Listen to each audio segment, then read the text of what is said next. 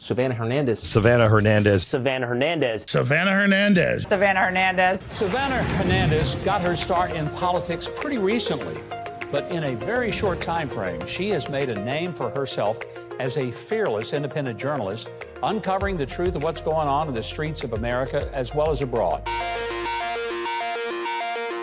Did you see any other reporters on the streets of Portland documenting what truly is shocking to most Americans watching tonight? No, I seem to be the only one, Laura. It's absolute chaos out here. I was immediately attacked. I've never seen so much interest in a story. I don't think white privilege is a thing. I think brown privilege is a thing. That was wild. What's up, guys? It's Sav. I'm just here, and I'm with this guy. What are you doing here? Tucker Carlson? Hey, what's up? Well, it's been almost a month since I've been with you last, and a lot has happened, my friends. From the Trump admin completely botching, of course, the release of those Epstein files, and then Tulsi Gabbard coming out with definitive proof that Democrats made up the Russian collusion hoax to enact a coup on Trump's entire first presidency. And guess what, my friends? That's right. The DOJ dropped the hammer. Arrests are being made. Names are being dropped. Obama and Hillary are going to jail. Just kidding. That's not happening. Not now, at least. And apparently Obama has presidential immunity. And I'm going to be honest with you guys. I've been pretty black-pilled since the entire Epstein debacle. And I think a lot of Americans share my sentiment. Let's not forget, and I've said this before, that this was never about the files. I mean, of course, we wanted the corrupt people who harmed children brought to justice. But overall, this was about what the files represented. An elite class of people with the right connections who continue to get away with high-level crimes, aka the epitome of what the deep state is. We'll be discussing all of that, and also because I do want to keep the show a little bit lighter today, we'll be touching on the cultural significance of the Sydney Sweeney ad that I am sure all of you have seen. We're going to be talking about that. We're going to be checking in to see if the perpetrators of the mob attack in Cincinnati this last weekend were brought to justice. And let's also discuss the gay couple who bought a child via surrogacy being tied to, that's right, pedophilia. Welcome back to another episode of Rapid Fire. My name is Savannah Hernandez. Now, you guys are going to have to bear with me today because I have a little bit of a cough. I went to Portland about 2 weeks ago, and my body just has not recovered since. I guess it's been a week and a half. I was there, not this last weekend, but the weekend before. My body still has not recovered. This is how much I hate being in Portland. I get sick every single time. So if I start coughing, if I start pulling a Hillary Clinton mid-show and just start coughing, I apologize, telling you that in advance. If you guys don't like that I'm coughing mid-show, then go ahead and leave me a bad review on Apple Podcasts. Just kidding, my friends. But if you haven't left me a 5-star review or a review at all, please go do that on Apple Podcasts. This show is on video. It's audio as well. If you guys like listening to things in the car, go check that out. I read every single one. Also, big shout out to our Subscribe-Star subscribers who keep the show running. This is a great platform to have direct access to speak with me. I answer all of my Subscribe-Star messages every single Monday. So big shout out to you guys. And before we jump into all of the insanity, if you guys are like, Sab, where are you? Why do you only pop up on YouTube once in a blue moon? It is because I am busy on the ground of the United States of America reporting to you guys. And if you miss me while I'm away, you can go follow me on my TikTok account, Sav Hernandez 1776. Go check it out. That is the official account where you can find a lot of those shorter clips that a lot of you guys have been asking for regarding the show. Now let's jump straight into where we are currently at, because I want to talk about the unspoken resentment that is currently growing toward the GOP. And when I say unspoken, I mean that I have a lot of friends that are in the right-wing media. I have a lot of friends who have been OG MAGA since day one, and many of them have been very open with how they feel the current Trump administration is going now that we are officially 6 months in. But we also still have a huge portion of people who are cheerleaders for MAGA and for President Trump and will never critique the admin or want to talk about things that might not be going well. For example, the Epstein debacle that we've all been watching, which unfortunately is not going to go away and was handled so poorly that it is going to continue to make problems for the administration. Let me give you an example as to how. Now, this poll came out a couple of weeks ago. It's a CBS News poll showing the approval ratings for Donald Trump among ages 18 to 29, okay? So in early February of this year, he had a 55% approval rate between the 18 to 29-year-old age bracket. Fast forward to July, he only has a 28% approval rating. Now, for those of you who might be like, oh my gosh, that's propaganda, don't believe a CBS News poll. I do believe the CBS News poll because I am seeing this growing impatience and resentment toward the GOP, because not only, and we've talked about this in depth as well, does Congress, when we have the majority with GOP Congress, not only do they not take the same actions that the Democratic Party would take, for example, but on top of that, again, the entire Epstein debacle is something that is not going to go away. I tweeted this out on July 7th, and I've been quite frankly blackpilled ever since. And I'll explain a little bit more in depth what I mean about that. I said Epstein, of course, was that litmus test for whether or not the most powerful, evil, and corrupt in our society would be facing arrest. They won't be. So we can't expect the DOJ to be transparent to make high-level arrests regarding anything else listed here either. And what I had quote tweeted was this post by Insurrection Barbie that says, I don't need a cope. I'm not drunk on the Epstein Kool-Aid. I want accountability for what was done to American citizens on January 6th. I want accountability for what was done to President Trump in Butler, Pennsylvania. I want accountability for the FBI spying on Catholics, for what was done to doctors that blew the whistle on child mutilation, accountability for those who opened our borders, accountability for the billions of dollars we sent to terrorists, accountability for what Doge uncovers, and the list goes on. And a lot of influencers, after the Epstein debacle happened, tried to divert and kind of play down what happened in terms of us not getting the full transparency that we were promised and say, this really isn't a big deal, but it is, because like I've talked about previously, Epstein was the litmus test as to whether or not the deep state would truly be dismantled and whether or not we would see those high-level arrests. Now, the reason I am starting off the show with not only this poll, but also, again, my viewpoint on that, which you guys know very well by now, is because we are seeing more polling coming out. Excuse me. This one came out today from Rasmussen. 60% of voters believe it's likely that the Trump administration is engaged in a cover-up to hide Trump's involvement with Jeffrey Epstein. 34% say it's not likely that the officials are engaged in a cover-up. Now, when I read this poll off to you guys, do I think that Donald Trump was involved with Jeffrey Epstein going on the Lolita Express and going to the island and being inappropriate with underage girls? No, I do not. Like many people have stated before, if there was damning evidence that Donald Trump was involved with child sex crimes, that would have come out a long time ago. You even had Julian Assange of WikiLeaks come out years ago and state there was no dirt to dig up on Donald Trump or expose on Donald Trump, right? So we would have already seen this concrete evidence. However, I do think that there are ties, or, just again, there absolutely are ties with Trump and Epstein in terms of Epstein being at Mar-a-Lago, Epstein hiring Virginia Jeffries, who was working at Mar-a-Lago at the time. And the reason why this is still something that is being brought up and people are having so much disapproval about this is because, again, the way that this was handled. And now we're potentially hearing about Ghislaine Maxwell being pardoned. Now, a lot of people have stated, and there's various members of Congress that are trying to come forward and talk to Ghislaine and say, come and testify before Congress and tell us what you know. Her people saying that she's not going to be testifying until unless she gets a pardon, essentially. And now you have CNN running the headlines, why it matters that top Republicans are deferring to Trump on a possible Maxwell pardon. On top of that, you also have headlines like this one coming out. Trump now seriously considering a pardon for Sean Combs ahead of sentencing. White House officially says nothing.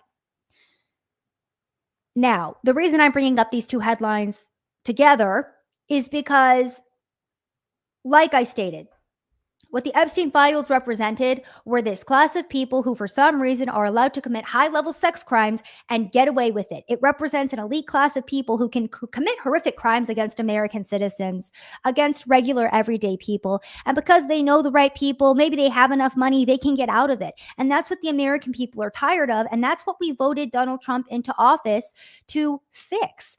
And we don't feel like that's happening. And like I said, this is an unspoken thing, but a lot of people in right-wing politics behind the scenes are very unhappy with a lot of things that are currently going on within the GOP, within the Trump administration. with how things are being handled, the transparency for the American people. And to be quite honest with you, Marjorie Taylor Greene has been one of my favorite congresswomen who has exemplified very well how the average person thinks about politics in the modern day. Because again, you guys have to remember the entire fight that led up to the 2024 election, because the American people getting Donald Trump back into office was not a fight that we won easily. We fought against censorship. We fought against COVID lockdowns. We fought against straight up tyrannical government that was throwing people in jail with no due process. And in the right wing, especially among the youth, there is a growing resentment toward the GOP for being ineffective, lazy, continuously taking vacation, not being transparent, not being effective, and people are exhausted. Marjorie Taylor Greene said it best. This might be an unpopular opinion for some, but I'm going to say it anyways. There's too much political drama, and people are pulling back from both sides. Regular Americans are exhausted with it all. They want their elected leaders to give a shit about the people they represent and just don't care anymore.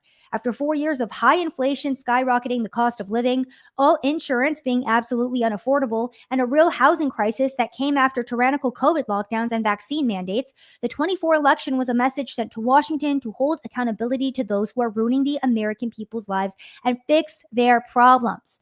She goes on to say that her kids are 22, 25, and 27. I'm in that age range as well. She states that our generation is getting screwed.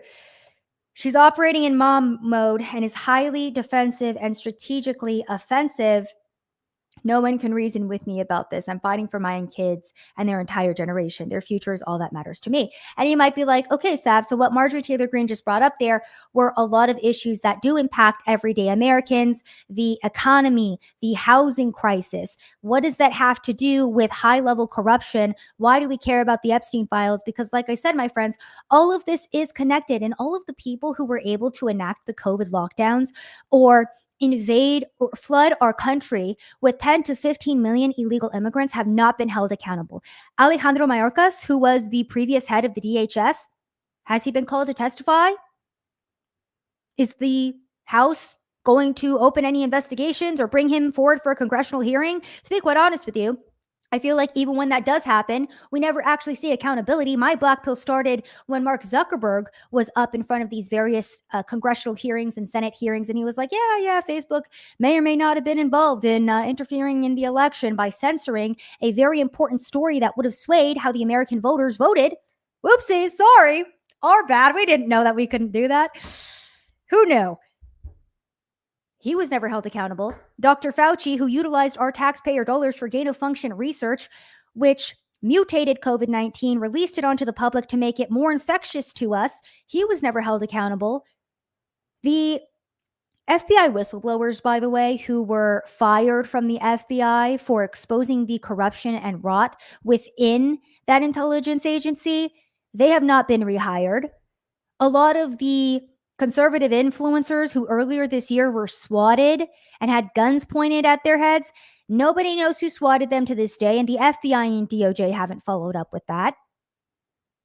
So I just want you guys to all understand how these things are connected. And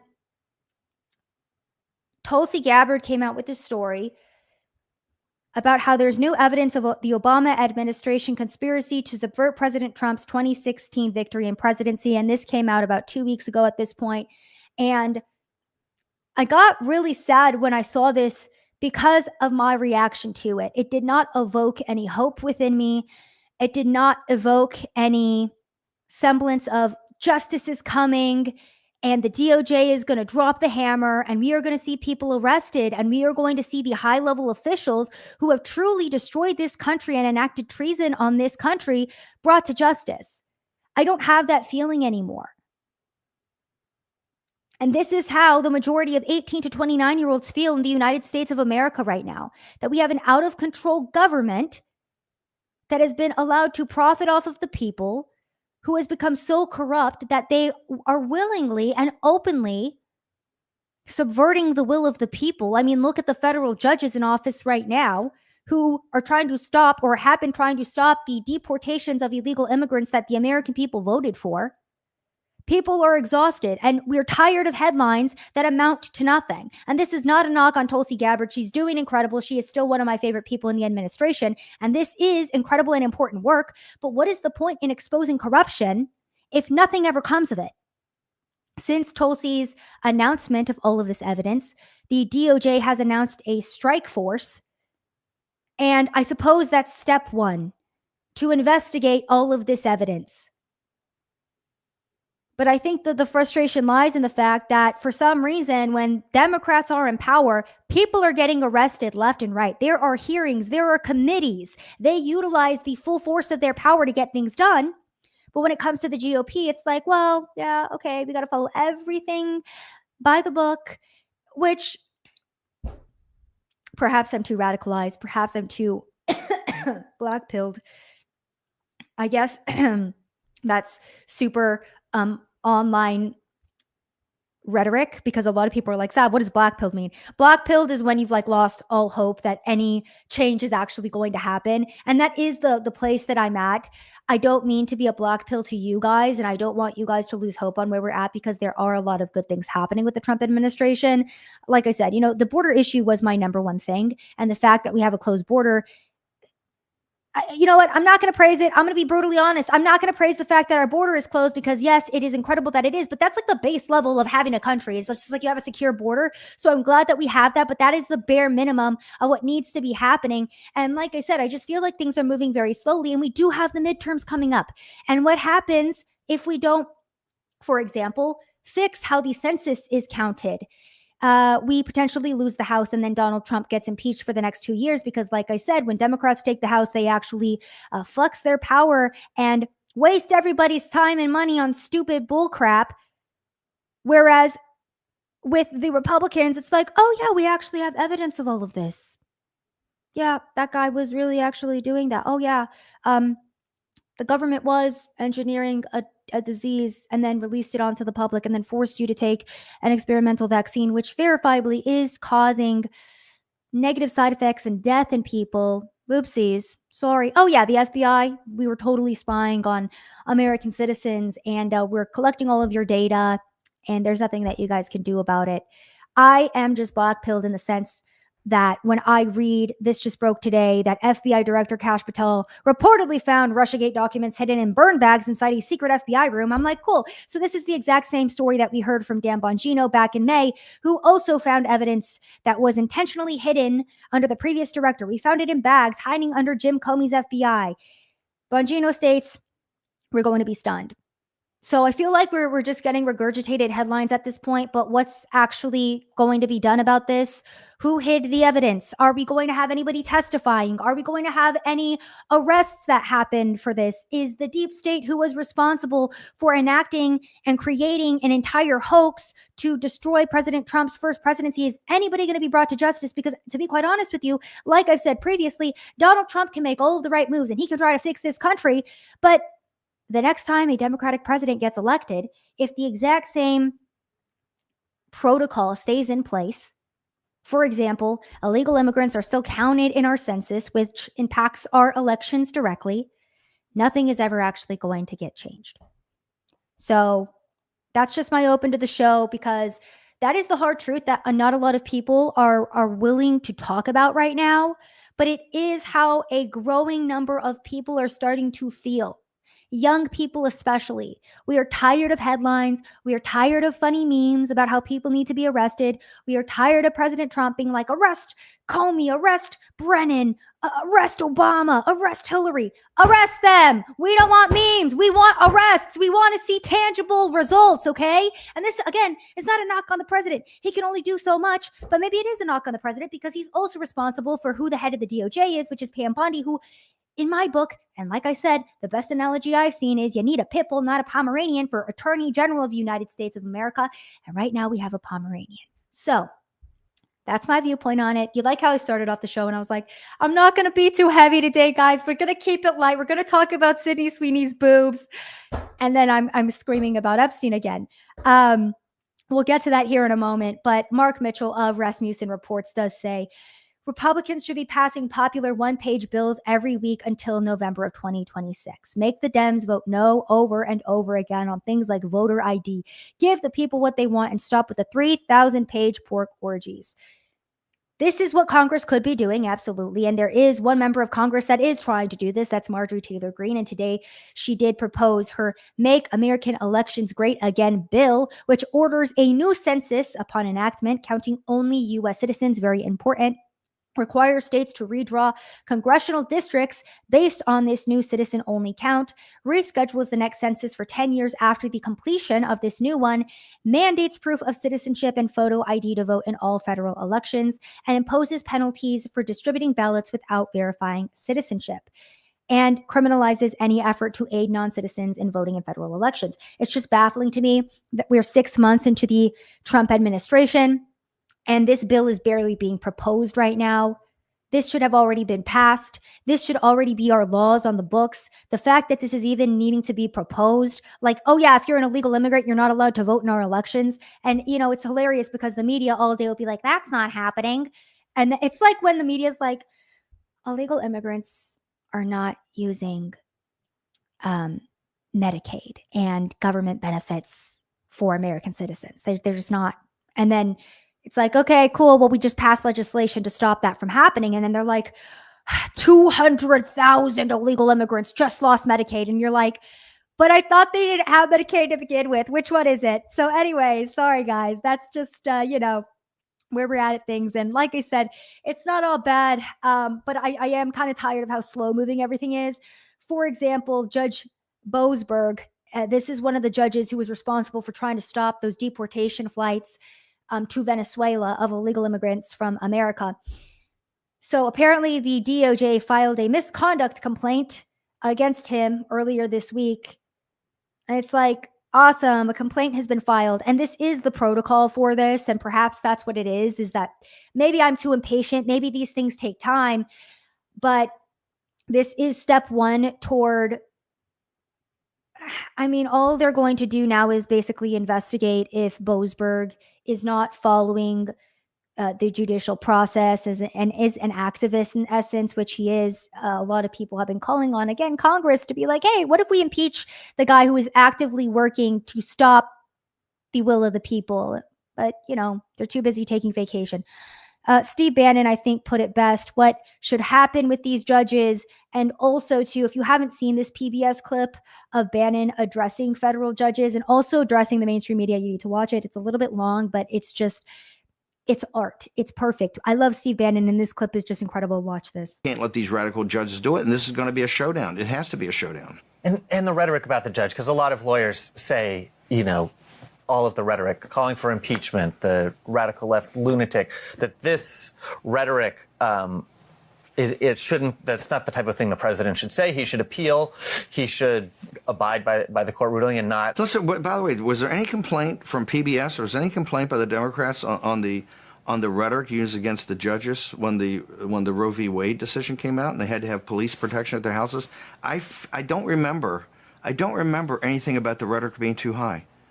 You guys are so fucking phony on the face of it. This is why we're defeating the left. The American people, as they see this, they go, these guys are a bunch of fucking lying scumbags, which you are, a bunch of lying fucking scumbags. You try to terrorize Supreme Court justices over a decision that didn't go your way. And now I'm a huge believer, but playing by the system. The system, we should get these judges, and I'm an advocate.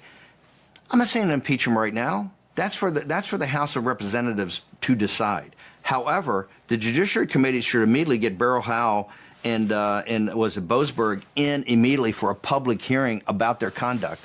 Absolutely. And let's put it before the American people. So there's Steve Bannon proposing a very common sense approach to what's been going on with a lot of these federal judges. Just put it out in front of the American people, what's been going on, and let them decide, which absolutely should be done. And like he pointed out there as well, it is up to the House of Representatives to decide if these judges ever get impeached. But like I said, regarding the GOP and Republicans, they don't have the same fight in them that the Democratic Party does, to be quite honest with you. So there you guys go. DC Drano, he just posted this yesterday. He said, I can't believe we caught Maricopa County election officials on video intentionally rigging the voting machines to shut down on election day to stop Kari Lake's voters, and nobody's been arrested. There were a lot of videos like this that have been coming out for years at this point where it's like, oh, this seems kind of dicey regarding, elections, state, local, federal, and people are just like, nah, it's just a conspiracy theory. We don't need to fix that. Now, one of the most interesting examples of this is Omar Fateh. Okay. So he recently won the endorsement for mayor of Minneapolis. Now, he is a Democratic socialist who is Somalian. He was born in the United States of America, but he does not consider the U.S. his home. He considers Somalia his home. And yes, he is another one of those incredible members of the U.S. government who is actively working on behalf of a foreign country. Just truly incredible, isn't it, my friends? So he wins the endorsement for next mayoral candidate of Minneapolis, right? And it's funny because I think a lot of people kind of miss this portion of the story. Now, the right wing took hold of this and they were like, oh my gosh, how is this happening? Another Democratic socialist. This came after Zohran Mamdani won the primary for mayor of New York as well. And so Omar Fateh is like the Somalian version for Minnesota, because we all know Minnesota has the largest population of Somalians in the United States of America. So that's their Zohran Mamdani, right?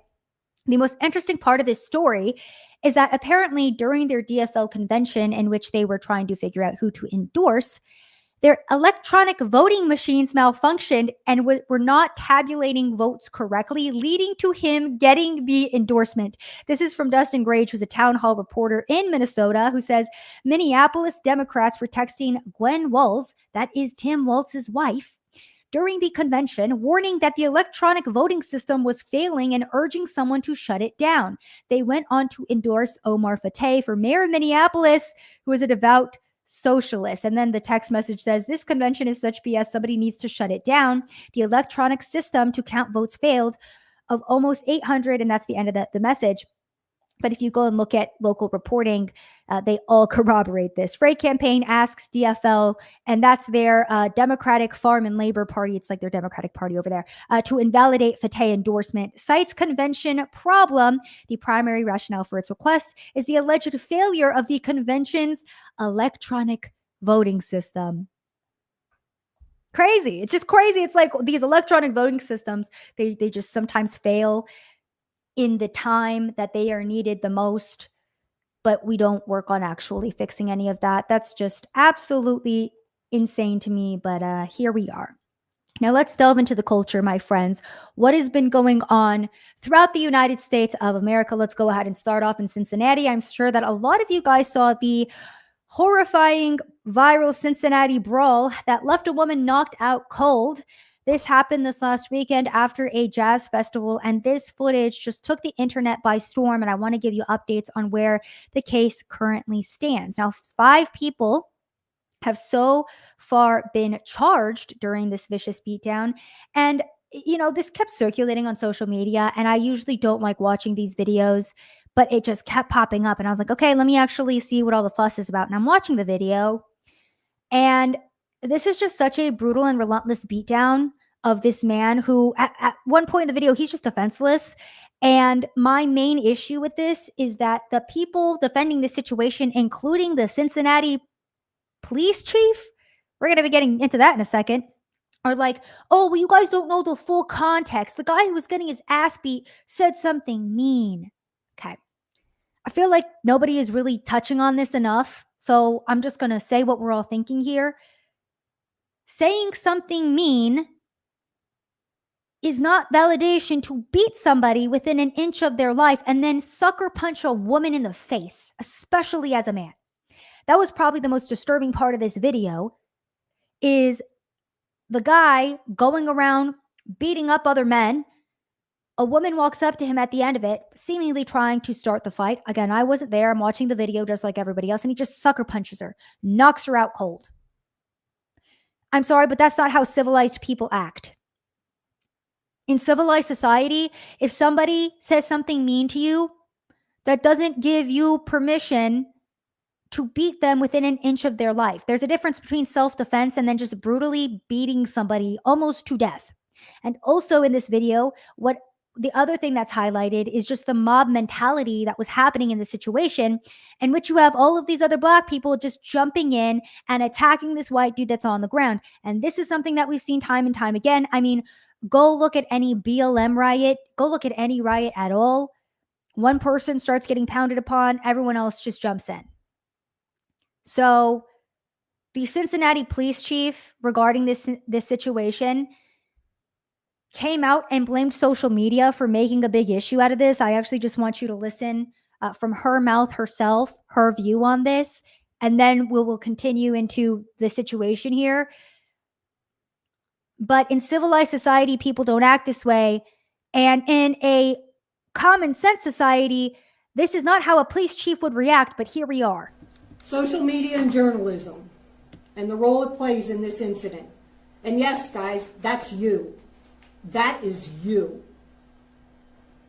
Social media, the post that we've seen, does not depict the entire incident. That is one version of what occurred. What that does, that causes us some difficulties in thoroughly investigating the activity and enforcing the law. Because what happens, that social media post and your coverage of it distorts the content of what actually happened. Girl, what?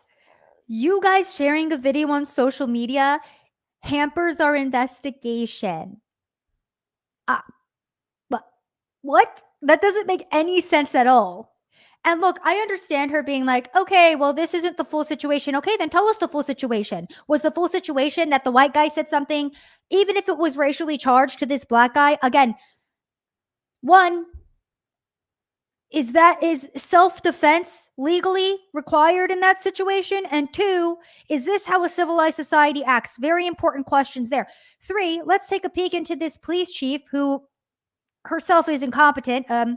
Cincinnati police officers sue city and the chief alleging bias against white lieutenants. Okay. So it's really interesting because the police chief, who is now trying to downplay this whole situation, by the way, a little update as well regarding the perpetrators of this. One of the most violent members of that attack, who almost killed the tourist who is getting, beaten relentlessly, and also the single mom who got sucker punched. Yeah, he was released on a $400 bond. The police chief claims he was the victim of the bartender who served him too much alcohol. That's crazy. That's actually crazy that he was held hostage by a bartender, and then the bartender forced shots of alcohol down his throat and then forced him to go beat people unconscious and sucker punch a woman in the face. Wow. Modern day America, ladies and gentlemen. Do you see? Just ridiculous. It's just freaking ridiculous. And this is the levels of rotten corruption in this country as well, because JD Vance, he even commented on this. He was like, I hope these people are brought to justice. They're thugs. We need the full force of the law utilized against them. But JD Vance saying this means nothing, to be quite honest with you. Yes, I think it's good that we have the vice president that has his eye on these types of things throughout the United States of America simultaneously. It is going to be the police chief in Cincinnati. It's going to be the district attorney, the attorney general of that state. It's going to be the district court judges responsible for this case that are going to be responsible for the justice that's enacted. And I've been following district court judges in Texas, for example, and there's a pattern in which a lot of these judges are like, look, yeah, there's a pattern in which I did release 8 defendants who then went on to commit murder. But how was I supposed to know that the guy who was in court for trying to commit murder was actually going to go out and commit murder if I let him out of jail? How was I supposed to know that? And, just for good measure, I didn't want a potential future scientist to be locked in jail. So I let out 8 other people who then went on to commit that exact same pattern. Yes, these are all real stories. I've actually reported on these. You can go find these on my X account. They're like 2-minute videos that I've done in which you have these district court judges that have people who are literally like, oh yeah, I try to shoot a cop. And they're like, You can be free. Just don't do it again. And then the next week they're like, yeah, okay, so I murdered somebody. And they're like, totally fine. Third time's a charm. Let him out again. And then, by the third murder, or, maybe they're not murdering someone at that point. Maybe they're just committing acts of robbery or sucker punching a grandma in a parking lot. Those are the judges in the United States of America and in cities like Cincinnati. So I'm not surprised at the $400 bond, but I just want us all to understand how the justice system actually works. The justice system in the United States of America, my friends. And again, regarding this police officer who is now trying to essentially play down what actually happened in this situation. Yeah, she was previously sued because she was basically prioritizing women and minority police officers for various positions and not allowing the white members of her precinct to essentially get these career enhancing assignments or these promotions. So there you guys go. Little insight into Cincinnati. And the older I get, the more exhausted I get with social media as well, just because it's like politics. Everything's WWE. It's like, okay, people get mad about it online, but then when you look at what actually happens in the real world, you have all of these layers of corruption. So justice is never actually served. And for me personally, I just get exhausted with it. It's like, how do we actually even fix this problem? We can't fix it at the top levels, apparently. So how are we going to fix it at the even lowest level? It's just ridiculous.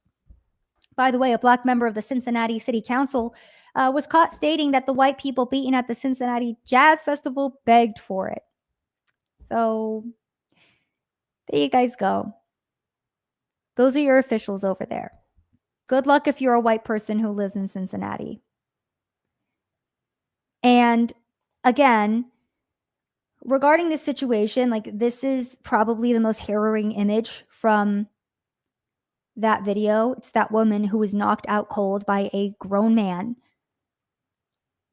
This is a symptom of a culture that does not value human life, does not value their neighbor, has no shared sense of culture, morals, or values. I mean, this is the decay and degradation of the United States of America. It's really disheartening to see people in the United States beating up on each other this violently and viciously. And like I said, I do think that it is inherently tied to the fact that in this country, since childbirth, we are not taught to value human life. And this is the type of behavior that it leads to. You think that teaching kids that aborting an innocent child in the womb has no consequences? This is the progression of what that looks like in society and how it bleeds out into other factions of society. If we can't even agree on protecting children, that's like the base level easiest thing to do, right? Like, should we protect innocent children? Yes or no? If we as a society can't even value human life in that way, how are we going to value it in any other aspect? Now, another really disturbing story that has been going around this week is about this gay couple, okay? I'm going to play the B-roll for you guys. So they posted this TikTok and they started going viral. This is a gay couple who crowdfunded for a surrogate and created a little baby boy, despite one of the partners, his name's Brandon Keith Riley Mitchell, being a convicted child sex offender. They used a Pennsylvania surrogacy loophole that bypassed state adoption restrictions on registered predators and basically created a baby. And now that child is living with a registered child sex offender. Now, regarding surrogacy itself, the fact that children are a commodity in the modern day and can be purchased like this in itself is horrific. But the fact that we are seeing sex offenders and child predators now use this as a loophole to gain access to children, it's something that needs to be dealt with. And going back to what I just said too about social media being so performative, how do we actually save this baby? Who in Pennsylvania is going to be responsible for checking in on the welfare of that child? And if you look at the statistics of what happens to baby boys specifically regarding adoption or surrogacy by gay couple, Let's not forget this horrific story of the gay couple who got a 100 years in prison for sexually assaulting their adopted sons. I hate this story. I don't even want to look at these people's faces. It makes me want to cry every time I see it. It is such a horrific story. But this is what's happening all across America every single day. Here's another gay influencer who just ripped this newborn baby away from the surrogate mother.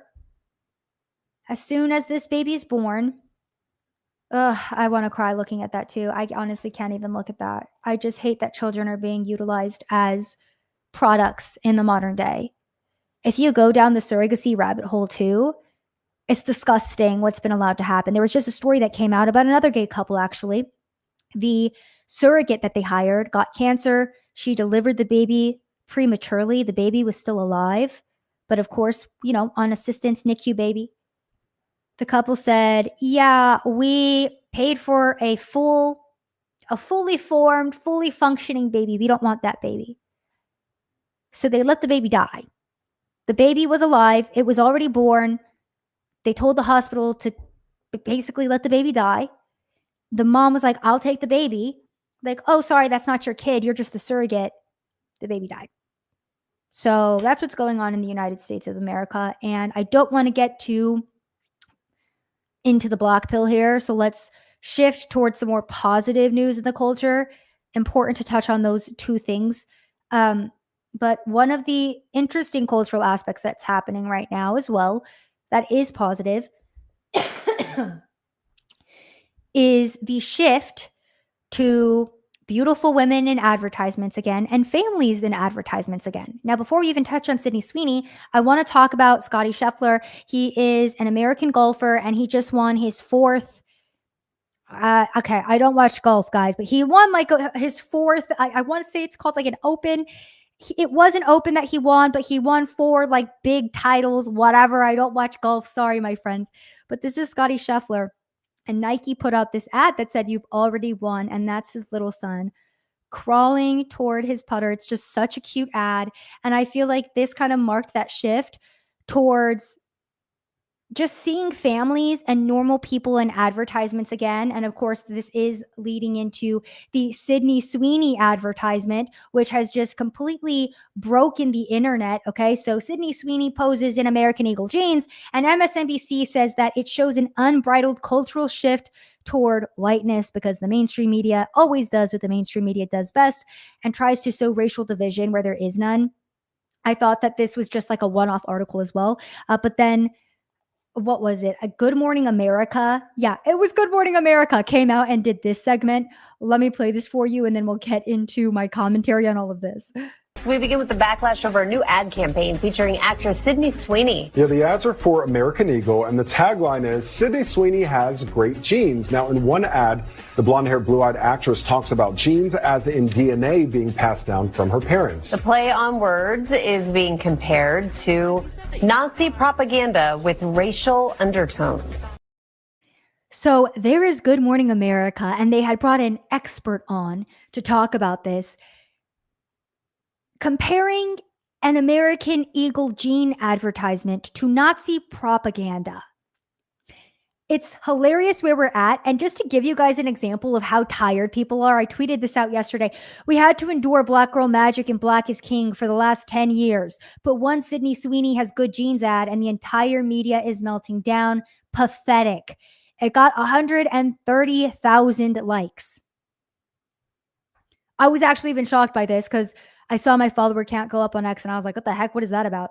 I go back and I scroll and it's this post. And again, this just exemplifies how exhausted people are with the DEI transgender ideology that was just pushed down our throat. And also what this Sydney Sweeney ad actually signifies is the cultural shift toward hot women again, toward normalcy again. Long gone are the days of fatties and trannies accosting our eyeballs, okay, in advertisements. Hot women are being made great again, thank God. Funny enough, I posted this on X and I got a limited visibility warning because I went against the hateful conduct rules of X by saying the word tranny, which is short for transvestite, which is the scientifically correct term for transgenderism, but whatever. So there you guys go. There's still censorship on X somewhat. You can't say that. But I think that this marks a significant cultural shift, and a lot of people are focused on the race thing. Absolutely, that has a part to play in this. I'm more focused in on the fact that there is a shift toward, again, family, hot women, health, being beautiful, Americana, and I'm very happy to see that cultural shift happening once again. So, positive moves in the culture. It's not all bad, it's not all negative. But that's where we've been at this week. That advertisement absolutely took the entire internet by storm, which was just hilarious to me because I really didn't think I was going to see it for more than a day. And it's been day 4 and people are still talking about this advertisement. Now, let's go over very quickly what is going on regarding illegal immigration and why we need mass deportations, and we need them now. Let's take a peek at this San Francisco judge who gave an illegal restraining order against ICE so he could remain free. How is he holding up in society? Tell us, NBC News. 2 weeks ago, Guillermo Reyes was at a rally outside federal immigration court in San Francisco, where his attorneys argued the tattoo artist should remain out of ICE custody because he's lived in the U.S. since he was 6 years old. They contend Reyes is being unfairly targeted for deportation because of his activism. But he also has a criminal history, including a conviction for stabbing a rival gang member in 2013. The judge granted Reyes a temporary reprieve, but this past Sunday, he was back in custody, accused of several new crimes. Police soon learned about a string of carjacking incidents. One happened here at this bakery, where the 3-year-old was in the backseat of a car, but Reyes was unable to get away because he didn't have the keys. And here at this gas station, where the 70-year-old victim was able to douse Reyes with gasoline before she was knocked down. And then down the block, where a big rig Reyes was driving stalled before he could get away. What are we doing? Okay, so that's San Francisco, and these are the types of people that liberal activists are like, oh my gosh, we can't deport them. They're just innocent people that are here for a better life. Yes, did a 7-year-old have to douse him with gasoline to stop him from hijacking the car? Perhaps, but he's just here for a better life, my friends. Now, let's take a peek as well at the illegal immigration aspect of our society right now. How are things going? ICE has arrested over 200 illegal alien child sex offenders in the Houston area in the past 6 months, but they're just here for a better life, guys. What else is going on? Okay, ICE confirmed to Fox News that they've arrested a Jamaican illegal alien who was employed as a police officer in Maine after he illegally attempted to buy a gun, which triggered an alert to ATF. ICE says John Luke Evans was in the U.S. illegally as a visa overstay. He was hired as a cop by Old Orchard Beach PD in Maine and admitted to trying to purchase the gun as part of his job. So we have illegal immigrants that are now serving on police forces in the United States of America. That's going to end well. We also have another illegal alien who was caught on video allegedly recapturing a Chinese woman he had locked up and was repeatedly sexually assaulting. He previously had his deportation proceedings stopped by the Biden administration. Okay, great to see how things are going. You also had 2 Wisconsin teens that were unfortunately killed due to a drunk driving illegal immigrant.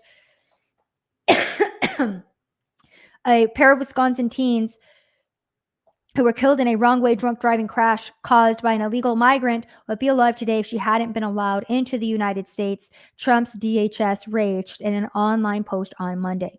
This was a Honduran national who was drunk driving in the wrong direction, where she allegedly struck a vehicle and killed 2 teenagers. This happened just on July 20th. It was Haley Helgeson and Brady Heiling, who had their whole lives ahead of them and would still be alive today if it were not for this illegal immigrant per the DHS. So just want you guys to be aware of the illegals that are still in this country that have not been deported yet and why we need mass deportations to happen. A lot of people are also talking about how mathematically, unless we are deporting over 10,000 people a day, we are not going to be able to deport even just the number of people that were allowed to enter the country illegally into the United States of America. And so we're fighting and grappling with that. And then simultaneously, you also have GOP representatives that are trying to give amnesty to illegal immigrants in the name of dignity. This is Maria Salazar, child of immigrants in the United States of America. It's just such a joke, people. It really is. It really is. It's like, we did not vote for this. We don't want amnesty for illegal immigrants. We discussed her on our last show, speaking in Spanish and addressing the nation in Spanish about the Dignity Act and how it's not amnesty for illegal immigrants, but it provides amnesty for illegal immigrants. I was reading her bill and it's so ridiculous. It's like, this is not a bill for amnesty. It's a bill for dignity. It's like, it's not a path to citizenship, but if you're in this country, it's a path to employment and a path to stay. It's like, cool. So that's amnesty. So, just a little idea of what's going on that front. Also, Stephen Miller revealed the true number of missing children, because of Joe Biden's open border policy. We were previously told it was around 300,000. Stephen Miller stating that it is 450,000 at this point. 13,000 of those children have now been located. However, according to HHS, ICE has also arrested 422 sponsors for involvement in suspected child abuse or other crimes. The abuse is determined through a multifaceted investigation. Local police, CPS, federal agencies, all involved. 320,000 unaccompanied minors were essentially unaccounted for under the Biden administration, and the Trump admin is now working to find them. I've done a story on this myself in which I spoke to a whistleblower who was actually responsible for flying children to various parts of the United States of America and handing them off to unvetted sponsors. That was the big portion of the story. And that's why he became a whistleblower, was because he was like, we're supposed to check the IDs of these adults that we're handing these kids off to. And because we're so overwhelmed, a lot of people don't check the IDs and they just end up straight up transporting these children across state lines, dropping them off, and they never follow up, and the child is never seen or heard from again. So that's an idea of what is going on. Apparently, DHS and ICE have announced a massive new ICE recruitment campaign with a $50,000 signing bonus, student loan payment and forgiveness, law enforcement availability pay, 25% addition to your salary for special agents. And Tom Homan himself has stated that he's had to shut down his LinkedIn because so many people were reaching out to start working for ICE. So if you want to become an ICE agent, you are very much needed right now. Go and check that out because they're hiring and the compensation looks great. A couple more things before we wrap up here. President Trump signed an executive order called the Ending Crime and Disorder on America's Streets Act or order. And I personally was very happy to see this as somebody who has reported extensively on the homeless and drug crisis across the United States of America. This basically defunds all of those safe injection sites, all of the prevention sites in which they're giving addicts glass pipes and needles and ties and all of the supplies that they need to do drugs. It stops the funding of all of that. It also allows people to be institutionalized if they are a harm to others and themselves on the streets, which incredible. Absolutely. We need to do that because mentally ill people who have actual drug addictions have been allowed to roam the streets of America for far too long. So that actually is a really huge executive order. And I am very happy to see that happen. There's a couple other things that I wanted to get to. Honestly, regarding AI, apparently Vogue's August issue is using AI models now instead of human models. And I need to do an entire episode on AI because I do very much, I don't want to say fear where we are headed, but I'm very aware of the realities of what the AI revolution is going to look like and how it is already negatively impacting humanity. So perhaps we just do an entire episode on AI.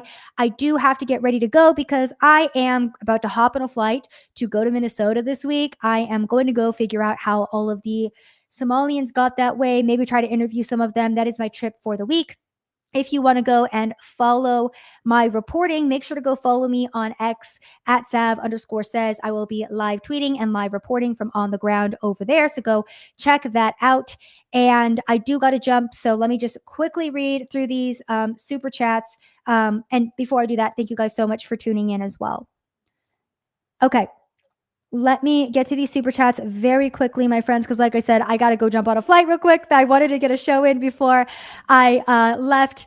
I haven't done one in a couple of weeks because I've been traveling and then I got super sick. I swear I've been coughing for 8 days straight and my abs are so sore. But every single time I cough, I'm like, hell yeah, getting a workout in. Shout out to my body. No days off.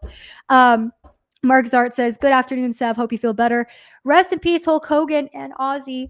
The left's reaction to his passing has been vile. The only reason they're hating on Sydney Sweeney is because she's gorgeous, and they're not. Very true, Mark. Grant says, no matter what happens on this earth, no one can escape the Lord's righteous justice, and sometimes that has to be our light in the darkness. Hang on. Very true, Grant. Very, very true. Colonel Mazza Sanders says, not sure how sex offenders find this loophole. You would think sex offenders cannot have children since they're not allowed to be near children by law. Yeah, if you have offended a child and assaulted a child, I fully think death penalty, but castration at the very least. Mark Zart says gay couples should not be allowed to adopt, use surrogates. Those kids grow up confused, abused, or both. So true, Mark. Junior says, I'm going to miss the huge black models who are no longer going to get work now that DEI ads are dead. I'm not. Colonel Mazza Sanders says, speaking of mass deportations, did you see Mayor Wu and Governor Healy fighting over Wu's mismanaged budget, resulting in having to release criminals back onto the streets, and Healy trying to make the issue disappear? I did not see that, but I'm going to look into that now. I always do keep my eye on Boston. I've reported on their illegal immigration crisis, so I'll check in on that. WLMG says the New York Jews are 17 plus for Zohran Mamdani. Can you say chickens for KFC? Look, I'm telling you that young people are extremely tired with the old way of doing things politically. And so you're now seeing the two extremes on both the left and the right. This is the left version of the extreme, like straight up socialist Democrat. There was actually a news report out of Kansas City. They have a government grocery store over there. It's empty. The food is rotting. And it's like, yeah, that's what's going to happen to New York. New York's just going to have to learn the hard way, unfortunately. So there you go. Michael Salo says, have fun in Minnesota. Thank you, Michael. Like I said, guys, go follow me. Also, too, go check out that new TikTok channel. The link is down below. I'll put it in my link tree as well if you guys are interested. Thank you guys so much for tuning in. I'm sorry I have to jump so quickly, but I appreciate you guys all for being here. And like I said to you, if you like the show, go check it out on podcast if you want to listen to it. Apple Podcasts, Rapid Fire. You can find all the links in my bio, in my link tree, blah, blah, blah. All right, I got to go. My throat hurts. Hope you guys enjoyed the show. Thanks for tuning in.